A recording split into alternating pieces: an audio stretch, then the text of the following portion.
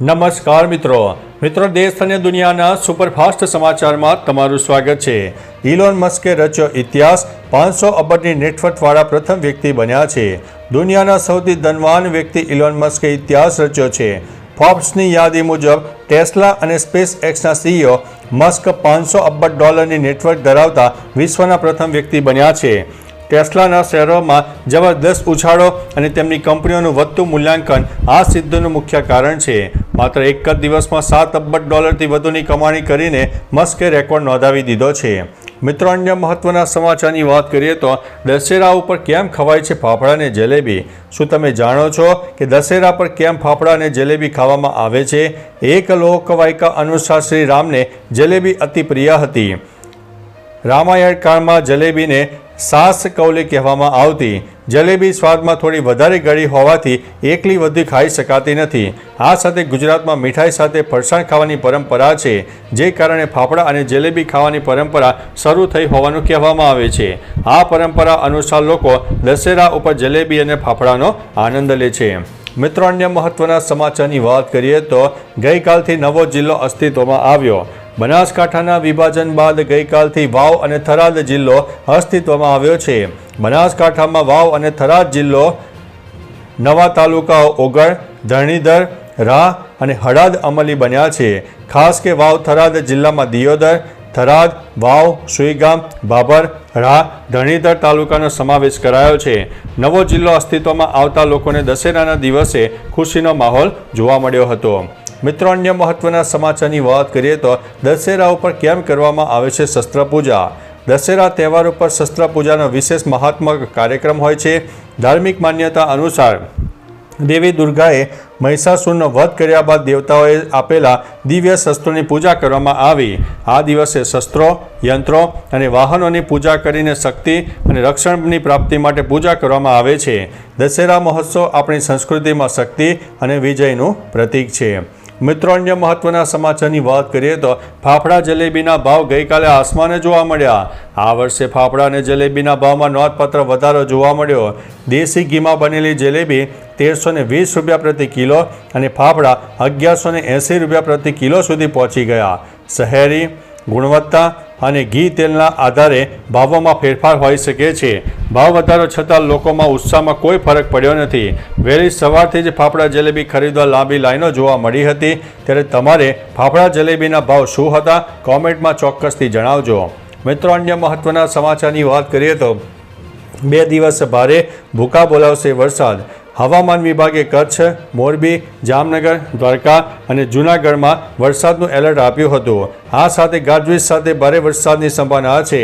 આજે 3 ઓક્ટોબરે કચ્છ, ઉત્તર ગુજરાત અને દક્ષિણ ગુજરાતમાં હળવા મધ્યમ વરસાદની શક્યતા છે। 3 ઓક્ટોબર સુધીમાં સૌરાષ્ટ્ર અને કચ્છના અમુક વિસ્તારમાં ભારે વરસાદ થઈ શકે છે। આ સાથે દીવ સહિત અનેક વિસ્તારમાં જળબંબાકારની સ્થિતિ સર્જાય તેવી પણ શક્યતા છે।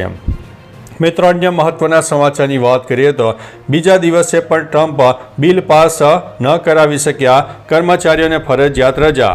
અમેરિકામાં રાષ્ટ્રપતિ ડોનાલ્ડ ટ્રમ્પ સતત બીજા દિવસે સરકારને ફંડ આપતું બિલ પસાર ન કરાવી શકતા ફરી એકવાર સરકારી શટડાઉન લાગુ થયું હતું। આના કારણે લગભગ 7.5 લાખ સરકારી કર્મચારીઓને ફરજિયાત રજા પર મોકલી દેવામાં આવ્યા, જેમાંથી 3 લાખની છટણી પણ થઈ શકે છે। બિલ પાસ ન થવાને કારણે કૃષિ, શ્રમ, એસસી અને ફેડરલ કોર્ટ સહિતના સરકારી વિભાગોનું કામકાજ સંપૂર્ણપણે ઠપ થઈ ગયું છે। મિત્રો, અન્ય મહત્વના સમાચારની વાત કરીએ તો દેશના 187 અમીરોની સંપત્તિ 167 લાખ કરોડને પહોંચી છે। M3M હુરન ઇન્ડિયા રીચ લિસ્ટ 2025 અનુસાર ભારતના સૌથી ધનિક વ્યક્તિ તરીકે મુકેશ અંબાણીનું કુટુંબ ટોચ ઉપર છે, જેમની નેટવર્થ 9.55 લાખ કરોડ છે। ગૌતમ અદાણી અને તેમનો પરિવાર 8.15 લાખ કરોડની સંપત્તિ સાથે બીજા સ્થાને જોવા મળ્યો। આ વર્ષે આ યાદીમાં 187 વ્યક્તિઓનો સમાવેશ થયો છે। આ તમામ અમીરોની કુલ નેટવર્થ 167 લાખ કરોડ છે, જે ભારતની જીડીપીના લગભગ અડધા જેટલી થાય છે। મિત્રો, અન્ય મહત્વના સમાચારની વાત કરીએ તો પોલીસ કમિશનર કચેરીમાં શસ્ત્ર પૂજન। વિજયાદશમીના પાવન અવસરે અમદાવાદ પોલીસ કમિશનર કચેરી ખાતે શૌર્ય અને શક્તિના પ્રતીક સમાન શસ્ત્ર પૂજનનું આયોજન કરવામાં આવ્યું। જેસીપી શરદ સિંઘલની ઉપસ્થિતિમાં તમામ અધિકારીઓ અને પોલીસ કર્મીઓ પરંપરાગત વિધિથી પોતાના શસ્ત્રોનું પૂજન કર્યું. જેસીપી સિંઘલે સંદેશો આપ્યો કે સમાજના કલ્યાણ માટે પેન શક્તિ એટલે કે બુદ્ધિ અને શસ્ત્ર શક્તિ એટલે કે બળ બંને શક્તિઓનો સમન્વય જરૂરી છે. મિત્રો, અન્ય મહત્વના સમાચારની વાત કરીએ તો ગુજરાત ભાજપને મળશે નવા અધ્યક્ષ. આ નામ આગળ જોવા મળ્યું છે. ગુજરાત પ્રદેશે ભાજપને દિવાળી પહેલાં ટૂંક સમયમાં જ નવા પ્રમુખ મળશે. આગામી 2 દિવસમાં પ્રદેશ ભાજપ પ્રમુખની ચૂંટણી માટે નોટિફિકેશન જારી કરવામાં આવશે. રાજ્યમાં યોજાનારી સ્થાનિક સ્વરાજ્યની ચૂંટણીઓમાં નવા અધ્યક્ષના નેતૃત્વ હેઠળ લડવામાં આવશે. સૂત્રો મુજબ ભાજપે ઓબીસી નેતા પસંદ કરવાનું નક્કી કર્યું છે, જેમાં રાજ્ય કક્ષાના મંત્રી અને નિકોલના ધારાસભ્ય જગદીશ વિશ્વકર્માનું નામ સૌથી આગળ છે. મિત્રો, અન્ય મહત્વના સમાચારની વાત કરીએ તો ઐશ્વર્યા અને અભિષેકે યુટ્યુબ પાસે માગ્યા 4 કરોડ રૂપિયા. બોલિવૂડ જોડી અભિષેક બચ્ચન અને ઐશ્વર્યા રાયે AI generated deep fake video સામે પગલાં લેતા યુટ્યુબ અને ગૂગલ વિરુદ્ધ કાનૂની કાર્યવાહી કરી છે. રોયટર્સ મુજબ તેમણે 4 કરોડથી વધુના નુકસાનની માગ સાથે કાયમી નિરાકરણ માગ્યું છે. કેસમાં સેંકડો લિંક્સ અને સ્ક્રીનશોટ રજૂ કર્યા છે, જેમાં અનેક કથિત વિડીયો પણ સામેલ છે. દંપતીએ યુટ્યુબની નીતિઓ અને થર્ડ પાર્ટી પ્રેક્ટિસ ઉપર સવાલ ઉઠાવ્યા છે. મિત્રો, અન્ય મહત્વના સમાચારની વાત કરીએ તો દશેરાએ દાહોદમાં દાદાનું બુલડોઝર ચાલ્યું. ફરી એકવાર દાદાનું બુલડોઝર ચાલ્યું છે. પંચમહાલમાં દશેરાના દિવસે અસામાજિક તત્વોના કરેલા દબાણો પર દાદાનું બુલડોઝર ફરી વળ્યું. અસામાજિક તત્વોના દબાણો દૂર કરીને સરકારી જમીનો ખુલ્લી કરવામાં આવી. ગોધરાના વિવિધ વિસ્તારમાં સરકારી જમીન પર અસામાજિક તત્વોએ કરેલા દબાણો દૂર કરવામાં આવ્યા. ચુસ્ત પોલીસ બંદોબસ્ત વચ્ચે 35 જેટલા દબાણો દૂર કરાયા છે. સવારથી જ દબાણ દૂર કરવાની કામગીરી હાથ ધરવામાં આવી હતી. મિત્રો, અન્ય મહત્વના સમાચારની વાત કરીએ તો ઉપલેટામાં 5 દિવસથી સતત વરસાદ જોવા મળ્યો. રાજકોટ જિલ્લામાં સતત વરસાદ વરસી રહ્યો છે.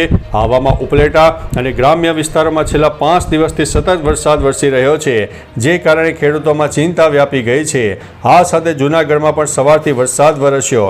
જૂનાગઢ શહેર સહિત માણાવદર, વંથલી અને ગિરનાર પર્વત વિસ્તારમાં ધીમી ધારે વરસાદ થયો.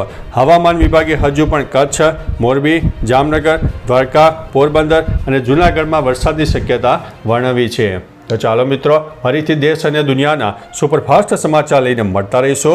ત્યાં સુધી અમને રજા આપશો. નમસ્તે.